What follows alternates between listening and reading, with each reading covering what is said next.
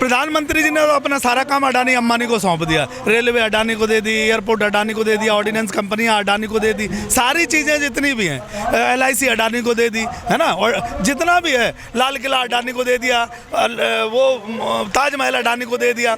अपने काम जो हो सकता है कि सेना और जो खजाना देश का है वो भी अडानी को दे दें। अपना तो फ्री होना चाहते हैं प्रधानमंत्री जी। और हमारे प्रधानमंत्री जी जो है वो चुनाव में व्यस्त हैं। देश की स्थिति क्या है उन्हें इससे कोई लेना देना नहीं। सरकार ने क्या क्या जख्म दिए, तुम्हारे साथ सरकार ने क्या क्या धोखा किया, हमारे साथ क्या क्या वादे किए थे, और वो वादे सरकार क्यों पूरा नहीं कर रही। भारतीय जनता पार्टी ने हमारे साथ कितना बड़ा धोखा किया, कितनी बड़ी गद्दारी की, कितना किसानों को नुकसान किया। हमारे उद्योगपति देश से लेके भाग गए। प्रधानमंत्री जी उफ तक नहीं की और उल्टा किसानों को ये कानून लाद दी वो भरपाई करने के लिए। अच्छा, आज जो है किसानों का केएमपी एक्सप्रेस वे पर, हाईवे पर उनका वो जाम कर रहे हैं क्योंकि अभी तक उनकी मांग पूरी नहीं हुई है।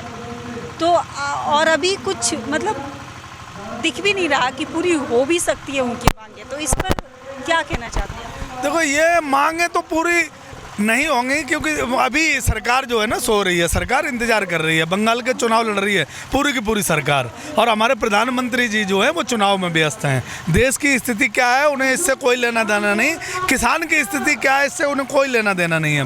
और ये आज जो हमारा प्रोग्राम था वो हाईवे जाम करने का, वो वहाँ के किसानों की जिम्मेदारी, जो हमारा एक टीम है, जो संगठन है, वो हमारे क्षेत्र वाई क्षेत्र जिम्मेदारी देता है। वहाँ के किसानों की जिम्मेदारी थी, उन्होंने बखूबी जिम्मेदारी अपनी निभाई है। और आगे की रणनीति क्या होगी वो आगे की रणनीति बैठ के तय की जाएगी। किसान कोई बात नहीं, हमारी सरकार नहीं सुन रही तो कोई बात नहीं, कब तक नहीं सुनेगी, क्योंकि हमें कोई और तो कुछ करना नहीं है।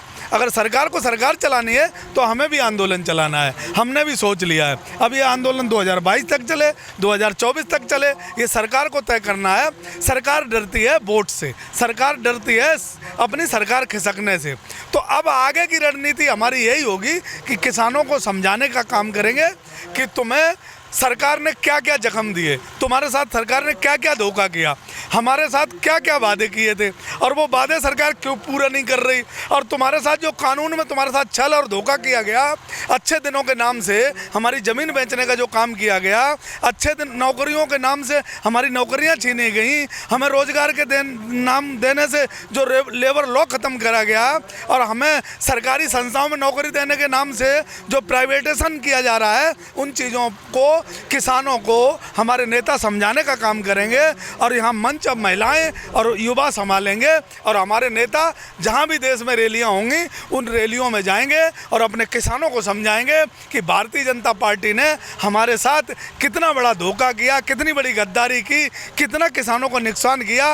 ये एवरेज किसान लगाएगा और किसको वोट देना है ये फैसला किसान करेगा, लेकिन भारतीय जनता पार्टी को नहीं देना है, ये फैसला हमारा किसानों का होगा। आंदोलन जब तक सरकार चाहेगी, ये सरकार का फैसला है। देखो, हम तो या तो कानून वापस होगी, करो या मरो की स्थिति में हम अगर हम ये सोच लेंगे कि हम कब तक आंदोलन करेंगे तो ये देश कभी आज़ाद नहीं होता। देश की लड़ाई 100 साल चली थी, हमारी लड़ाई हो सकता है 50 साल चले, 25 साल चले, लेकिन उम्मीद मुझे ये है कि ये सरकार 5 साल की होती है, 3 साल रह गए, 3.5 साल है, इस सरकार को जाएगी और हमारी कानून वापस हमें होगी। क्योंकि ये सरकार हटवी सरकार है, ये उद्योगपतियों की सरकार है, ये अडानी अंबानी ने कब्जे में कर रखी सरकार। हमारे प्रधानमंत्री जी जो है पूरी तरीके से बिके हुए हैं अडानी अंबानी के यहाँ। इसलिए हमें भरोसा है कि ये प्रधानमंत्री मानने वाले नहीं है, क्योंकि इन्हें गरीब से दर्द नहीं है, इन्हें किसान से दर्द नहीं है, देश के मजदूर से कोई इन्हें दर्द नहीं है, ना उसकी कोई पीड़ा सुनते हैं। ये अडानी अंबानी की चिंता करते हैं, अडानी अंबानी का इन्हें टेंशन है कहीं नुकसान, कहीं ऐसा ना हो किसी उद्योगपति का हो जाए। अरबों रुपए खरबों रुपए हमारे उद्योगपति देश से लेके भाग गए। प्रधानमंत्री जी ने उफ तक नहीं की और उल्टा किसानों को ये कानून लाद दी वो भरपाई करने के लिए। किसान ये समझ गया और सही समय पर समझ गया। अब ये किसान अपने तीनों कानून वापस करके रहेगा और ये सब प्रधानमंत्री ये करे या कोई दूसरा करे, ये तय इनको करना है कि कौन करेगा। आगे अगर 2024 तक ये कानून जाती है, ये किसान तय करेगा कि किसको वोट देना है, किसको प्रधानमंत्री बनाना है। है, जो किसान की बात करेगा, जो कानून वापसी की बात करेगा, हम उसी को वोट देंगे, उसी को प्रधानमंत्री बनाएंगे और वही हमारी कानून वापस करेगा। मैं ये कह रहा हूँ उत्तर प्रदेश में और देश में आज हमारे प्रधानमंत्री और मुख्यमंत्री राजनीति क्या कर रहे हैं। उत्तर प्रदेश प्रधानमंत्री जी ने तो अपना सारा काम अडानी अंबानी को सौंप दिया। रेलवे अडानी को दे दी, एयरपोर्ट अडानी को दे दिया, ऑर्डिनेंस कंपनियां अडानी को दे दी, सारी चीज़ें जितनी भी हैं, LIC अडानी को दे दी, है ना, और जितना भी है, लाल किला अडानी को दे दिया, वो ताजमहल अडानी को दे दिया। अपने काम जो हो सकता है कि सेना और जो खजाना देश का है वो भी अडानी को दे दें। अपना तो फ्री होना चाहते हैं प्रधानमंत्री जी, और सारा हो सकता है कभी अब की बार अगर कहीं देश में कोरोना आया ना, तो हो सकता है उस कोरोना काल में कोई ऐसा कानून पास हो जाए कि अडानी अंबानी देश के प्रधानमंत्री होंगे। भरोसा कुछ नहीं है इनका, क्योंकि ये सत्ता में बैठे लोग, इनका कोई विचारधारा नहीं, इनका कोई नियम नहीं, इन्हें जो है ना फ्री में मिला है सब कुछ। हमने दे दिया एक तरफ हम वोट और इन्हें मिल गया। ये जैसे बड़े बाप की औलाद नहीं होती है जो निकल जाती है खराब, वो ऐसे निकल गए। उत्तर प्रदेश का हाल देख लो।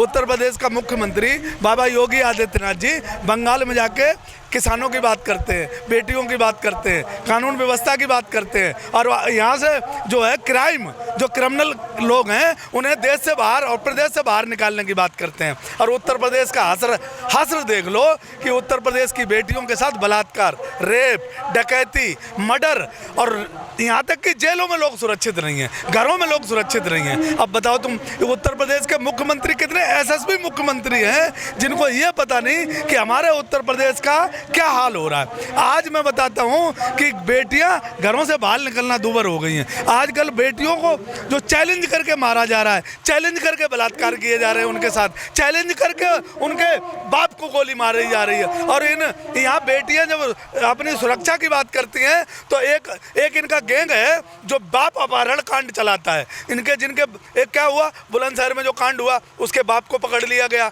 उन्नाव में जो कांड हुआ था उसके बाप को मार दिया गया।